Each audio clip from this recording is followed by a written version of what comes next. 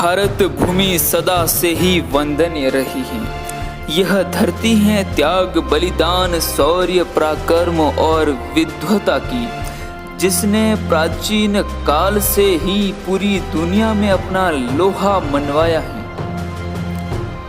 यह धरती है चंद्रगुप्त मौर्य, सम्राट अशोक, हर्षवर्धन, पृथ्वीराज चौहान, महाराणा प्रताप, छत्रपति शिवाजी महाराज, गुरु गोविंद सिंह, लसित बोरफुकन की, जिन्होंने अपने शौर्य और पराक्रम से समूचे विश्व में हिंदुस्तान का नाम किया। और अगर बात विद्वता की करें तो इसी के क्या कहने, भगवान बुद्ध, जिन्होंने समूचे विश्व में बौद्ध धर्म जैसी महान फिलॉसफी दी, महावीर स्वामी, जिन्होंने जैन धर्म जैसा अखंड प्रख्यात ग्रेट फिलॉसफी दिया, शंकराचार्य, कुमारिल भट्ट, आर्यभट्ट, चाणक्य, महर्षि कनाद, पाणिनि, सुश्रुत, शरक, और इसी श्रृंखला में एक महान प्रखर पांडित्य रखने वाले अद्वितीय विद्वान पतंजलि हुए। जी हाँ महोदय, भगवान पतंजलि। तो फ्रेंड्स, भगवान पतंजलि के बारे में कुछ पौराणिक कहानियां फेमस है। पौराणिक कहानियों के अनुसार भगवान पतंजलि शेषनाग के अवतार माने जाते हैं। भगवान पतंजलि से जुड़ी फर्स्ट पौराणिक कहानी इस प्रकार है। एक बार देवतागण भगवान विष्णु सुदर्शन चक्रधारी नारायण के पास गए और बोले, भगवान, आपने धन्वंतरी के रूप में अवतरित होकर मानव जाति पर बड़ा ही उपकार किया है, क्योंकि भगवान धन्वंतरी आयुर्वेद के पिता हैं। लेकिन भगवान, आपके इस उपकार से मानव शारीरिक रूप से तो स्वस्थ हो गया, लेकिन आज भी मानव मानसिक रूप से अत्यंत पीड़ित हैं, जैसे ईर्ष्या। भगवान, मानव जाति को शारीरिक व मानसिक दोनों रूपों में स्वस्थ होने के लिए आप कुछ उपकार कीजिए प्रभु, कुछ उपकार कीजिए।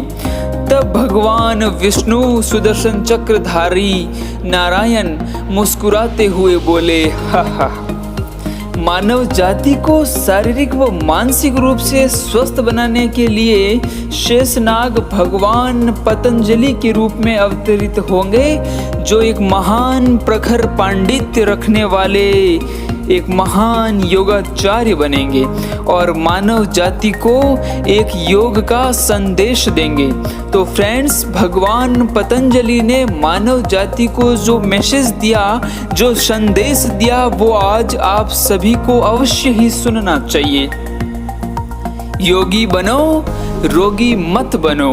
योगी बनो, रोगी मत बनो। यानी फ्रेंड्स, आपके पास दो विकल्प है। You have two options today. First is yoga and second is रोग।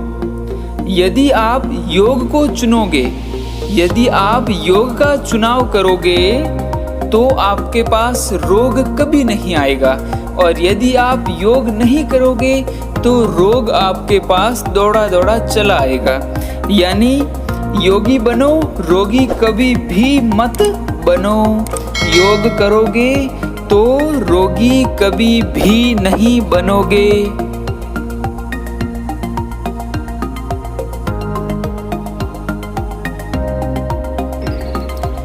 भगवान पतंजलि से जुड़ी सेकंड पौराणिक कहानी इस प्रकार है। एक बार भगवान शिव डिवाइन डांस कर रहे थे। आद्य शिव अपने रुद्र अवतार में डिवाइन डांस कर रहे थे और भगवान विष्णु उस डांस में इतने खो गए, यानी डिवाइन डांस की एनर्जी की ओर इतने अट्रैक्ट हो गए कि इससे उनका शरीर का आकार बढ़ता चला गया, बढ़ता चला गया, बढ़ता ही चला गया। तब शेषनाग ने सुदर्शन चक्रधारी नारायण मुरली मनोहर भगवान विष्णु के ध्यान को तोड़ा और बोले, भगवान, आपने अपने शांत मन से शरीर को इतना विशाल कैसे किया? तब भगवान नारायण बोले, शेषनाग यह सब योग का प्रभाव है। शेषनाग यह सब योग का प्रभाव है। यह सुनकर शेषनाग योग के प्रति मंत्र मुग्ध हो गए, योग के प्रति तल्लीन हो गए। इसमें भगवान विष्णु इतने प्रसन्न हुए, इतने खुश हुए कि शेषनाग को आशीर्वाद दिया कि शेषनाग आप धरती पर महान प्रखर पांडित्य रखने वाले योगाचार्य पतंजलि के रूप में अवतरित होगे और मानव जाति को मानसिक व शारीरिक रूप से स्वस्थ रहने का संदेश दोगे। भगवान पतंजलि से जुड़े ऐतिहासिक तथ्य इस प्रकार हैं।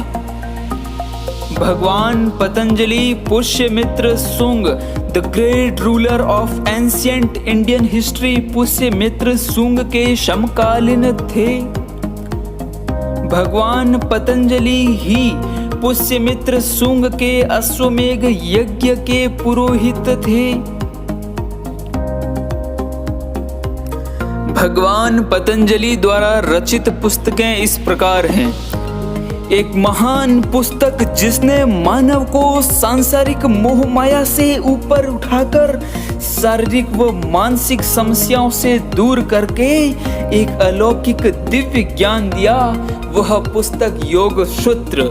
वह पुस्तक योग सूत्र भगवान पतंजलि द्वारा लिखित एक अत्यंत महत्वपूर्ण पुस्तक, संस्कृत व्याकरण से जुड़ी पुस्तक महाभाष्य, जो पाणिनि के अष्टाध्याय पर कमेंट्री है। And the third book is योग दर्शन। ये सभी पुस्तकें भगवान पतंजलि द्वारा लिखित हैं। इन पुस्तकों के अध्ययन से मानव का सर्वांगीण विकास होता है। मानव का शारीरिक, मानसिक, बौद्धिक व आध्यात्मिक पहलुओं का उजागर होता है। दोस्तों, मेरा मानना है कि हम योग के सभी महत्वपूर्ण पक्षों को समझते हुए आगे बढ़ें। यानी मेरे कहने का मतलब है कि सिंपल व एब्रिविएशन फॉर्म में, सरल व संक्षिप्तीकरण रूप में योगाचार्य पतंजलि योग, योग सूत्र, अष्टांगिक योग, योग गुरु स्वामी रामदेव, योग का अंतर्राष्ट्रीय परिदृश्य, इंटरनेशनल पर्सपेक्टिव ऑफ योगा, इन सभी को समझते हुए आगे बढ़े, जिससे हमारा मन भी शारीरिक व मानसिक रूप से पूर्ण स्वस्थ हो जाए और हमारा सर्वांगीण विकास हो सके और हम योग को हमारे डेली रूटीन का एक अभिन्न अंग बना दें।